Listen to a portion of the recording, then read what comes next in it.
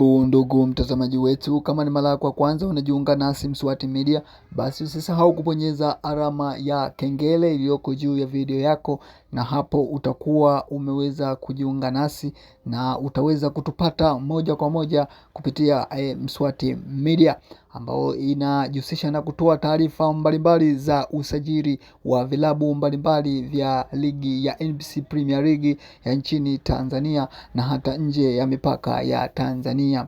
Basi leo tunakuletea taarifa ambayo inahusisha klabu ya Wekundu wa Msimbazi Simba kumtoa kwa mkopo mchezaji wao Aweso Ali Aweso.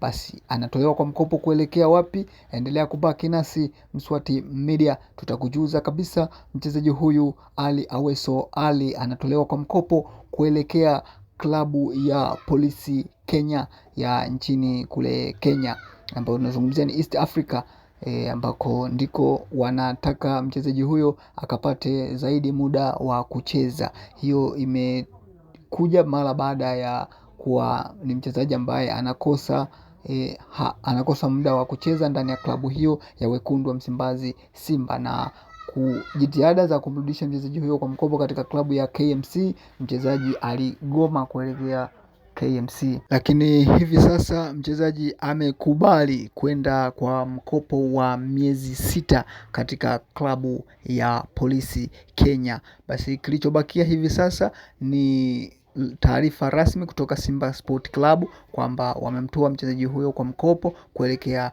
Polisi Kenya, lakini kila kitu kilienda sawa na kimemalizika. Basi ndugu mtazamaji wetu, endelea kubaki nasi Mswati Media kwa kubonyeza alama ya kengele, utakuwa umejiunga nasi